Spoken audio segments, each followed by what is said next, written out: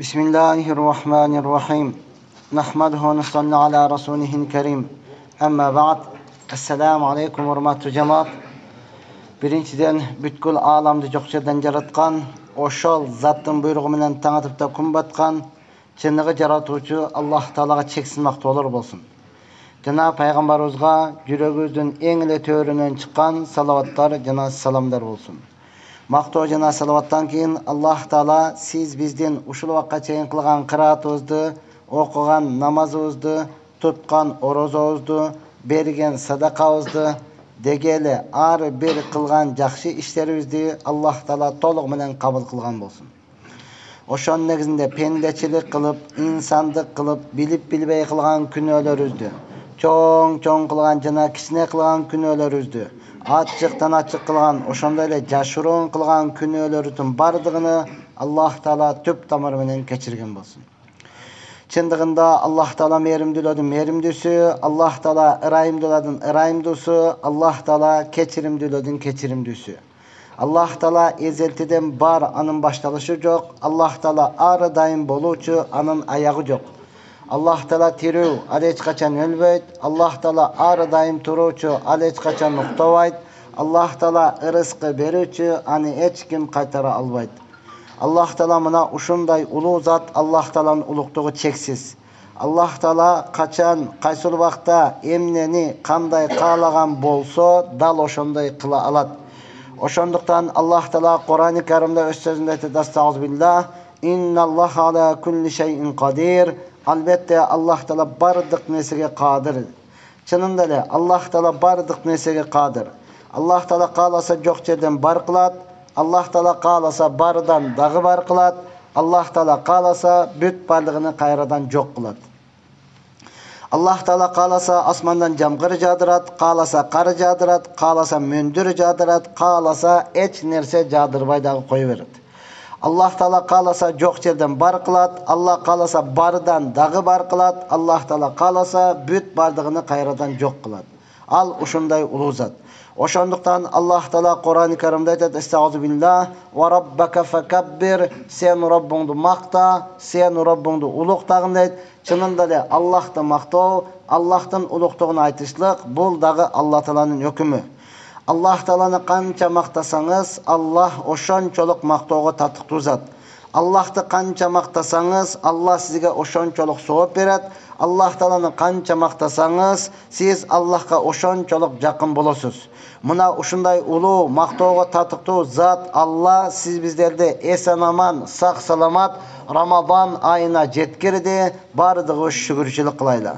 Albatta hurmat tutugan Ramazan, ya Allah, Ramazandın bugün günü birinci cuması, çındığında Peygamber sallallahu aleyhi ve sellem aytkan: "Ya eyyuhan nas, innahu qad adallakum şahran azimun mübarakun."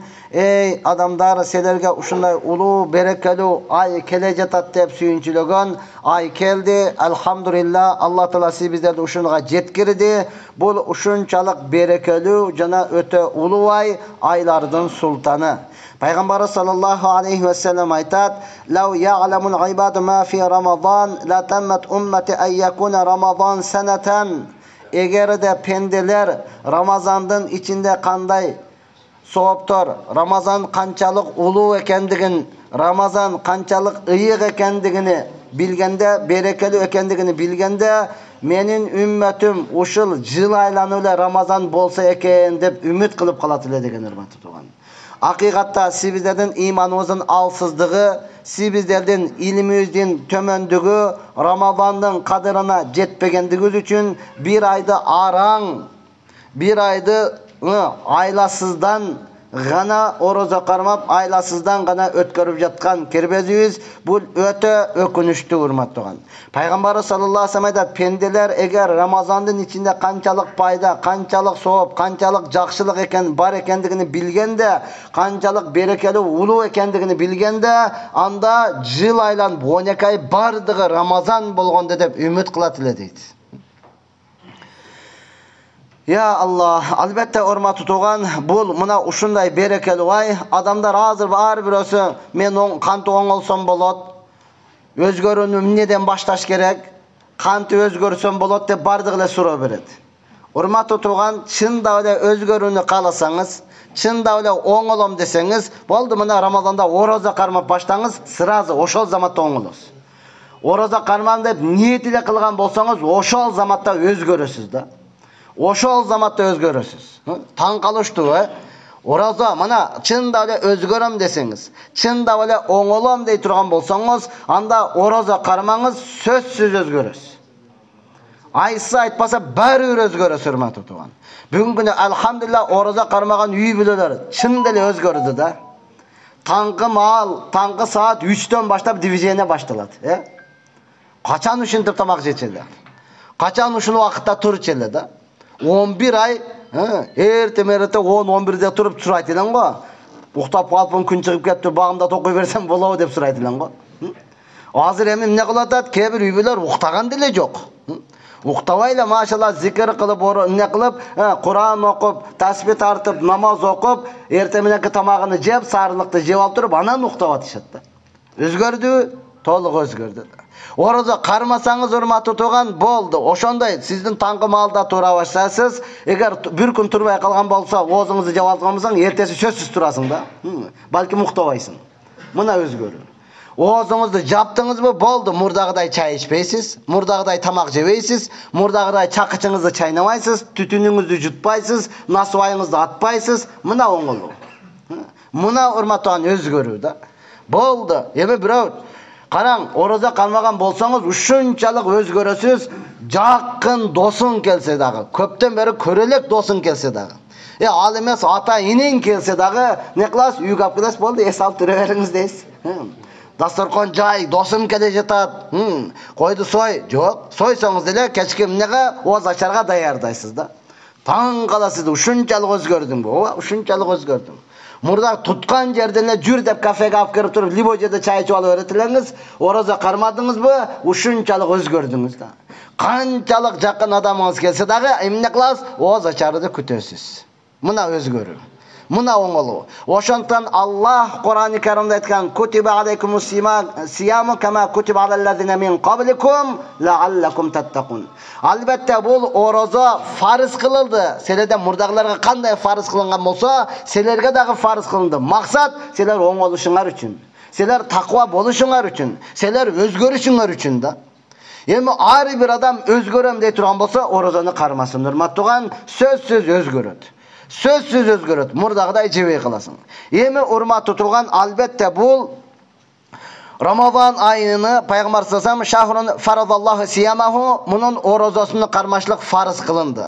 Ар бир мусулман акыл эстүү, өңү түстүү, балагатка жеткен ар бир эркек болсун, аял болсун, фарыз. Милдеттүү түрдө сизе желание барбы, жокпу, каалайсыңбы, каалабайсыңбы, кызыктырбайт. Оразаны кармашың керек. Албетте Аллах Субхана Таала ошондо дагы сизге жеңилдик берет, ден соолугуң туура келген болсо. Ден соолугуңуз тазабы, анда сөзсүз кармайсыз. Күндүзү ораза кармашлык боло турган болсо, кечинде таравих, нафил намаздарды окушлук. Нафил намаздарды. Эми караң, пайгамбар саллаллаху алейхи ва саллям айтат: "Кимде ким ушул Рамазан айында бир фарызды аткарган болсо, 70 фарыз аткарды деген сооп алат" деди. Мына Рамазандын берекеси.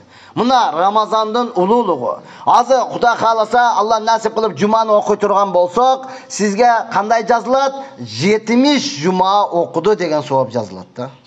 70 жуманы окуду деген. Эгер нафилди окуй турган болсоңуз, анда фарз окуду деген. Кечинде алхамда ошол жерде Куран хатым болуп атат, 20 ракат таравih окунуп атат. Буларга кандай сооп жазылып атат? 20 ракат фарз намаз окуду деген сооп жазылат. Валлаху шакурун халим. Албетте Алла Таала кадырлоочу жана жумшак зат. Алла кадырлайт. Кимдин ихласы болсо, чыныгы ниети болсо, Алла үчүн боло турган болсо, мындан дагы көбүрөөк ашырып бергенге Алла Таала кадыр зат. Акыйкатта Аллах шакур, азыр жуманы окуйбуз, бул пешиндин ордуга жүрөт. Ошондой эле Аллах Субхана не дейт?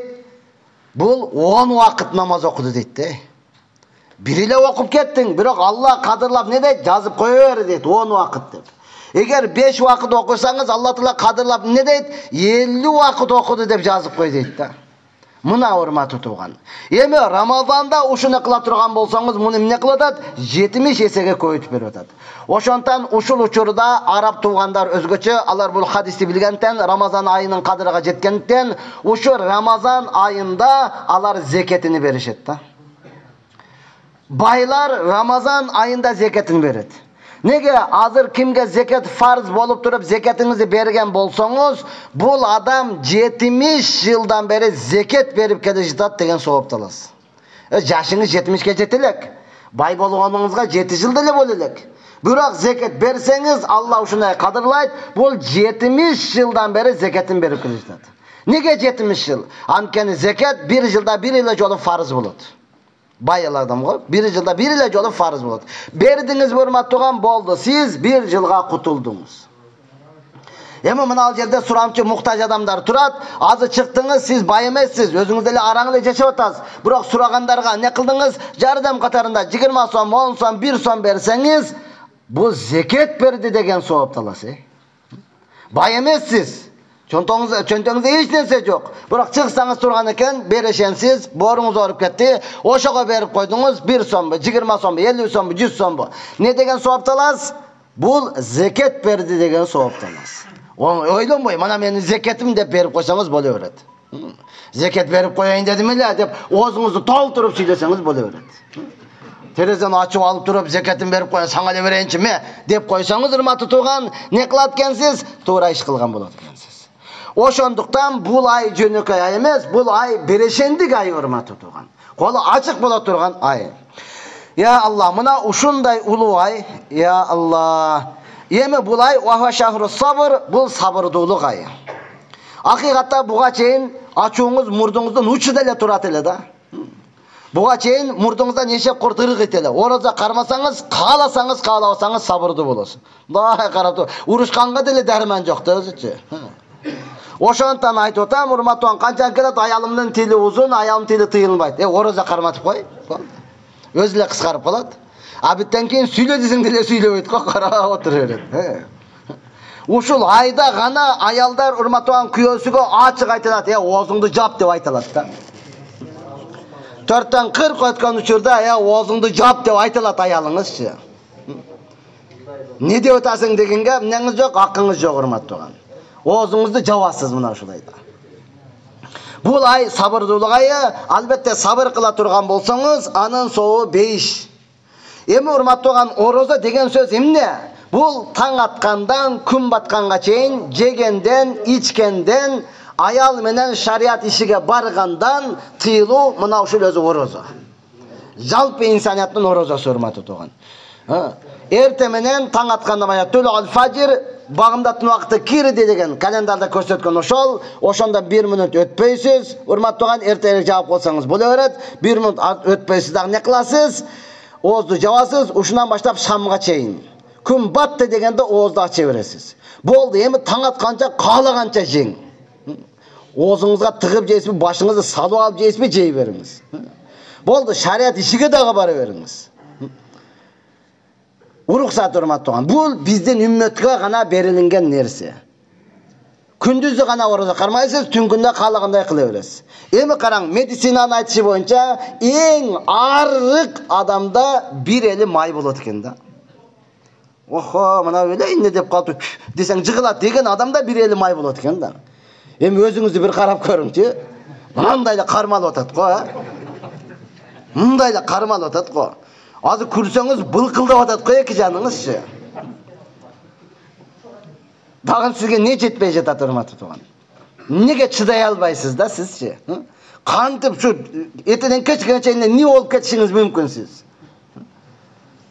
Hiç nesi olbayışlar urmаттуу. Albatta nafsыңыз семирип кеткен, nafsыңыз ушунчалык чоңоюп кеткен, nafsыңыз сизди башкарып алган, сиз nafsыңызга кул болуп калгансыз, ошондуктан урматтуу, кармай албай атасыз. Nafsini тыялы бардыгыз, Аллах Субхана Таала акылды жаратып туруп, Алла акылдан сурады, акыл. Сен кимсиң, мен киммин? Деген учурда акыл айтты, сен менин Роббумсуң, мен сенин кулуңмун деди да.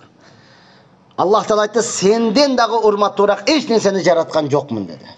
Ошонтан Айша энебиз айтат, акылы толук адамдын дини толук. Акылы толук болмайынча дини толук болбойт дейт, урматтуу тууган. Нафс каалайсыз, отургуңуз келет, жаткыңыз келет, уктагыңыз келет, сууга түшкүңүз келет, кийингиңиз, нафс каалоо.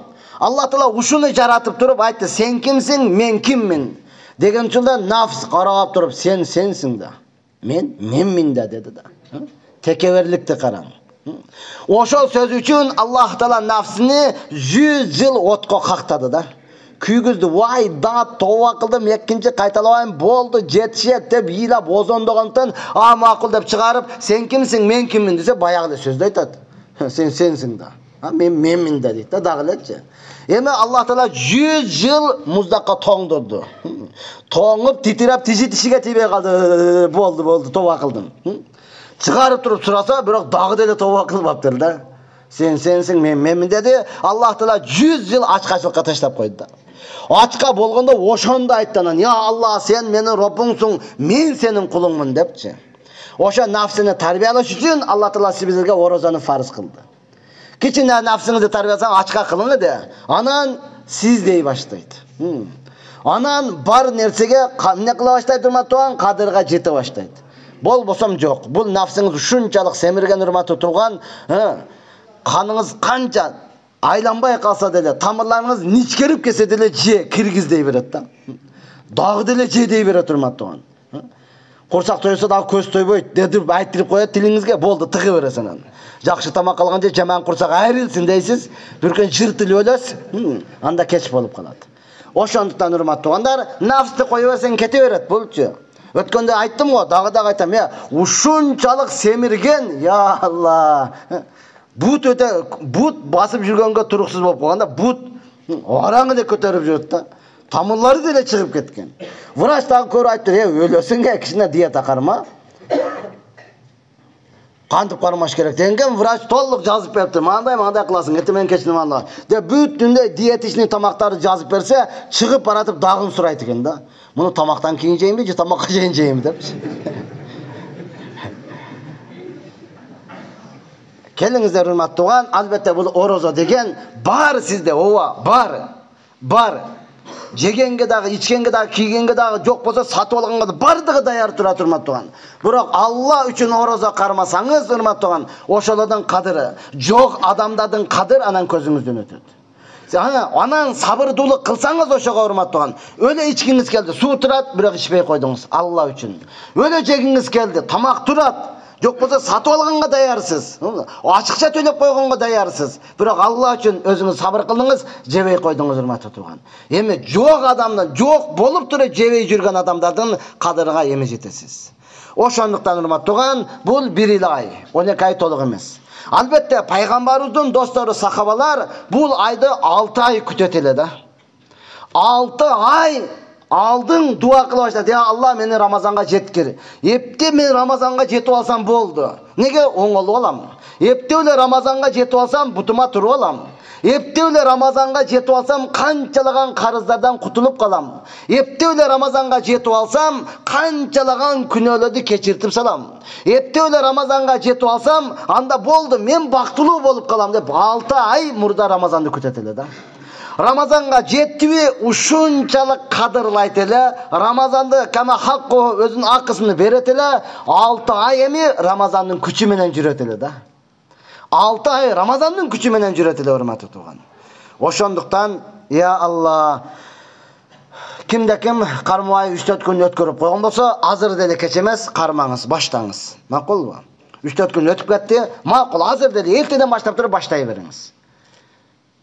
3-4 күндө 30 күндө бекер өткөрүп жибербеңиз. Макулбу?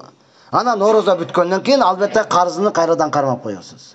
Пайгамбар саллаллаху алейхи вассалам айтат, кимде ким кандайдыр бир себеп менен Рамазан айынын орозосун кармабай калган болсо, андан кийин өмүр бою орозо кармаса дагы ошол бир күндүн соогуну таба албайт дейт. Себеп менен да, себеби жок эле жөн эле кармабай койгон адам канча? Бул себеп менен сафарга чыгып кетти, же ооруп калды. Бир себеп менен орозону кармабай койду, кийин ушул күндүн соогуну табайын деп өмүр бою кармасаңыз дагы мунун соогун таба албайсыз. Ошондон урматтаган, биз жөнөкөй күндөрдө жашап аткан жокпуз. Биз өтө сезон оңоло турган, күнөөлөрдү кечтире турган, бейиштин эшигини ачык бойдон калтыра турган, дозоктун эшигини жабык бойдон калтыра турган мына ушундай улуу күндө жашап атабыз. Я Аллах, эми пайгамбар саллаллаху алейхи вассалам айтат, албетте бул менин үммөтүмө мурдагы үммөттөргө берилбеген 5 нерсе берилди. Бизге берилди, урматтуу тууган. Алла сизди ушунчалык, бизди ушунчалык кадырлады, башкаларга бербестен бизге берип атат да. Болбосо мурдагыра алып калып бизге курук калышыбыз керек да. Жетпей калган турбайбы? Туу ята эртерээк келсем болгон. Калбай калган турбайбы деп таппай эле сыйпалап калышыбыз керек да. Бирок Алла мээримдүү зат бизге калтырып койду 5 нерсени. Эмнени? Биринчи, Рамазан айына не кылат? Орозо кармаган адамдын оозудан жагымсыз жыт чыгат. Бул тишти жубагандыктан эмес. Бул оозуну жубагандыктан эмес. Бул Алла үчүн орозо кармап, ачкалыктан, ашказандан чыккан жыт. Мына ушул жыт Аллахтын алдында атыр жыттуу мисиктен дагы жакшыраак дейт. Өтүп кеткенде кээ бир адам жыты калып кетет, сонун кетти дейсе. Ушу чыгып аткан жыт Аллах Тааланын алдында мына ушунчалык жагымдуу жыт. Ушул чыкканда Аллах асында периштелерге мактанат. Көрдүңбү, мына пенде малды барсаң, өтө сонун жыттанып атат депчи. Өтө сонун жыттанып атат дейт, урматтаган. Бирөөгө айтып берсе, "Мен жакшы айттыңыз, мен ушундан эле уялып жүрдүм эле" дейт. Мен жакшы, пайгамбарыбыз айтып атат, урматтаган. Бул уяла турган нерсе эмес. Бул намыстана турган нерсе эмес. Бул урматтаган сыймыктана турган нерсе. Эми караң, бул айда экинчи берилген белек, периштелер орозо кармаган адам ооз ачканга чейин периштелер дуа кылып турат. Азыр кагаз келди, сиздер да айтасыздар, дамыла дуа бериңиз. Дамына тахажжудка бизге дуа кылып коюңуз дейсе. Ооба, дуа кылабыз. Биздики кабылбы, кабыл эмеспи, ал белгисиз да. Периштенин дуасын алгыңыз келеби? Анда орозо карма. Алар сөзсүз кабыл болот, урматтуу тууган. Периште эртеден баштап кечке чейин сизге дуа кылат да. Мен дуа кылам, бир эстеп кетсем да. Дуа кылышы мүмкүн. Кел десем да баягы Насыренага карап да. Шашып аткан болсом, Аллаху акбар болду деп коем, болду. Дамына дуа берди дейсиз да. Башка барсаңыз да, макул деп туруп, ал не акыбалына жараша. Орозо кармасаңыз, периште таң аткандан баштап күн батканга чейин, оозуңузду ачканга чейин периштелер сиз үчүн дуа кылат. Не кереги бар, урматтаган, периштелерге заказ берип коюңуз. Айтып коем, орозо кармаңдан болду, мен орозомун, дуаны баштагыла деп. Ишке салып коюңуз, баштасын, урматтаган. Я Алла, жана бул айда шайтандар, бейбаш шайтандар кишенделет. Азыр шайтандар кишенделүүдө. Буга чейин шайтанды жамандап келдиңиз, же мактап келдиңиз. Шайтаным мойнума минип алып, анан шайтаным семирип кетип деп элечи. Мойын жар бербей деп элечи. Азыр эми Рамазан айында намаз окуп алсаңыз, Рамазан айында орозо кармап айткан болсоңуз, мойнуңузга ким минип алган? Шайтан десеңиз, ал кишенделип турат. Өзүңүз тирүү шайтан эмессизби? Же шайтандан дагы начар адамсыңбы? Карап коюңуз, урматтуу тууган.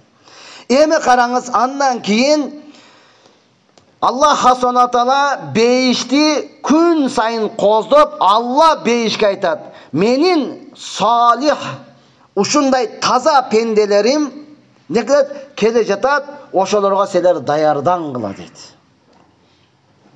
Бейиш күн сайын коздолот. Неге? Сизди күтүп. Бүгүн келип калса керек. Бүгүн чыкпай калтыр, элтен келип калса керек. Болбой калтыр, ана келип калат, мана келип калат. Бардык жерини бейиш коздойт да. Сизди келет деп, урматтуу тууган. Бул бизге гана берилген белек. Үйүңүзгө азыр депутат келет десе, себилбеген суулар себилип кетет го. Президент келе жатат деген болсо, оңдолбогон жолдор оңдолуп кетет го. Постоянно биз шундайбыз дегендей кылыпчы. Бардыгы тазаланып, боптур жөнөкөй эле ооз ачар кылган десеңиз, шкафта турган жуулбаган чыныйлар жуулуп кетет го. Кечинде ооз ачар болот, чыныйлар бүтүндөй жууп тазалап, арчылбаган жерлер арчылат го. Шыпырылбаган жерлер бардыгы шыпырылат го. Неге? Жөнөкөй эле конок келет да. Алла сизди ушунчалык урматтап, менин салих пенделерим келе жатат. Президент ары турсун. Salih pенделер келет, 5 күн сайын не кылынат? Даярданып, кооздолуп турат. Сиз үчүн. Я Аллах. Эми пайгамбар саллаллаху алейхи вассалам айтат: "Ва югфар лахум фи ахир лайла", акыргы орозон акыры күнүндө алар бардык күнөөлөрү кечирилет деди. Муну кандай пайгамбар достору, ey Аллахтын элчиси, ошол кадыр кечесиби дегенде пайгамбар айтты, жок. Иш кылган адам качан айлыгы берилет? Ишти бүткөндө да. Бул ана ошол күн деди урматтаган. Ишти бүтүрдүңүз, болду, айлык алдыңыз.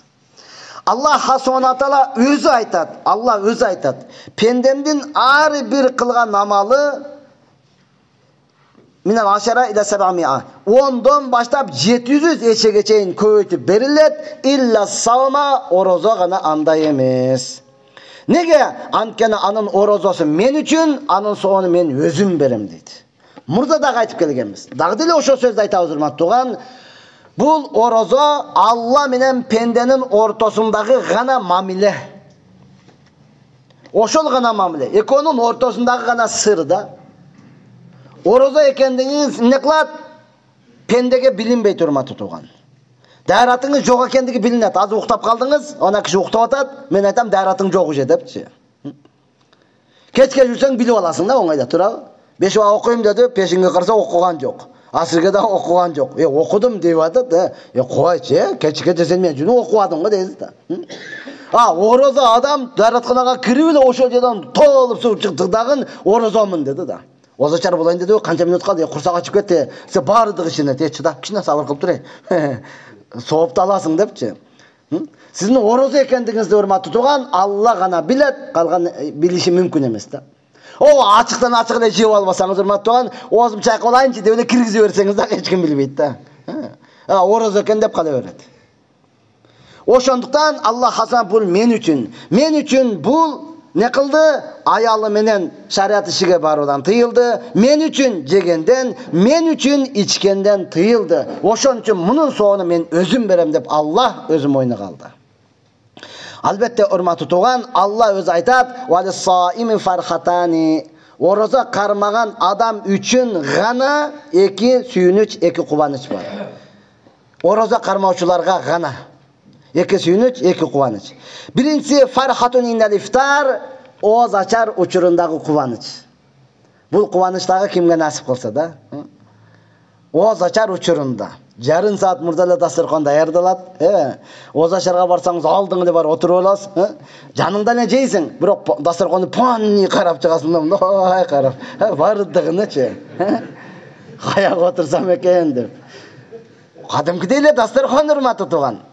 Мурдагы деле, тойдогу деле. Бирок бул башкача, өзгөчө да болчу. Бул бардыгын каратат да, мындай карап, акырын эзептеп. Кудду эле бардыгын жеп койчудайсың да, Şu toyga kaçuda eylesin de dağın başka nesi var eкен деп деле издейсиң да. Жок, бир чыны менен эле эмне кыласың? Итогуң чыгат өзүчө. Болду. Бирок ошондой болсо деле карай бересиң да. Бул орозо кармаучуларга гана урматтууган. Бул дүйнөдөгүсү. Бул дүйнөдөгүсү. Ya Rabbi, екинчиси ва фархатун яумал кияма. Кыямат күнүндөгү кубаныч. Кыямат күнүндөгү Райян бейишине киргенде. Бул бейиш башкача бейиш урматтуу туган. Орозо кармаучуларга гана арналган бейиш да. Ошолор гана кире алат. Ошого кирип баратканда ушунчалык кубанат, муну эме айтып, муну мисал келтирип, жок, бул дүйнөдө мындай кубаныч жок урматтуу туган. Бул дүйнөдөгү сөз менен муну айтып жеткире албайбыз. Буга орозо кармаучулар гана кирет. Кепкаңызды басып кирип кете албайсың. Сразу периште кармап чыгат берака. Ачкын тагып, масканы тагып алсаңыз эле тааныбай калып кирип кете албайсыз урматтуу туган. Либо жерден тутуп чыгат го сиздичи. Орозо кармапсың деп. Ал жерде качып кире албайсыз. Ал жерде жашынып кире албайсыз. Ал жерде хыйтырлыгыңыз өтпөйт, түлкүлүгүңүз өтпөйт ал жердечи.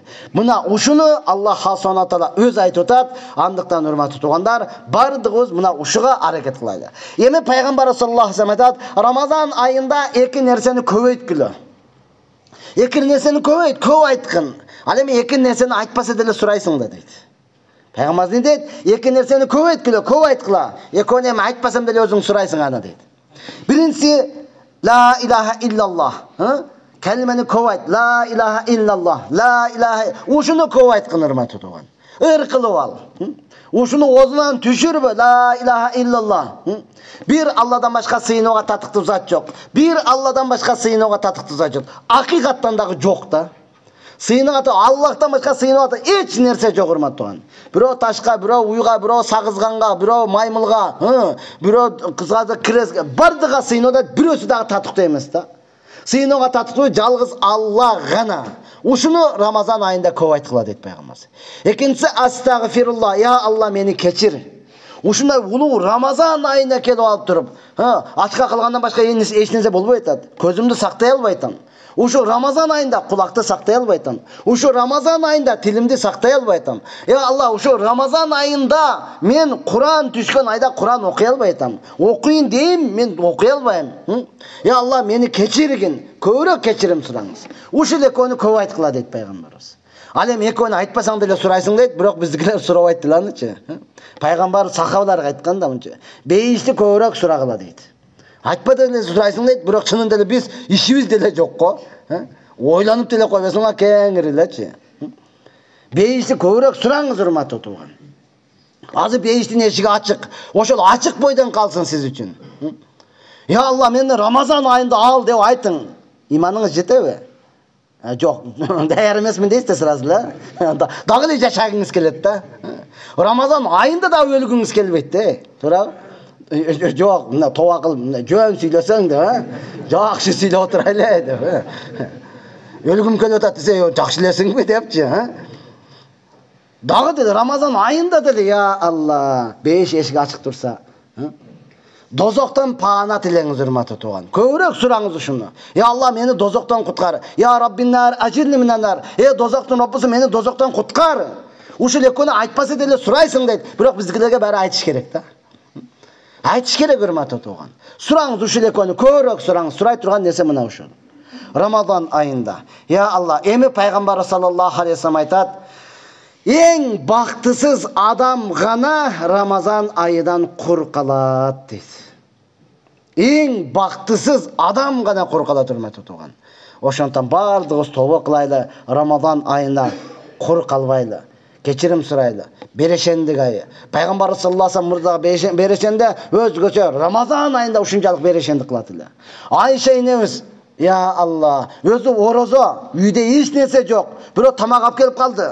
Алып келсе кызматчыларга айтат, мынаны таратып бер деди. Кызматчысы дагы болду, бүтүндөй таркатып берди. Осочорго келгенде, жана тамактан алып келчи. Калган жок.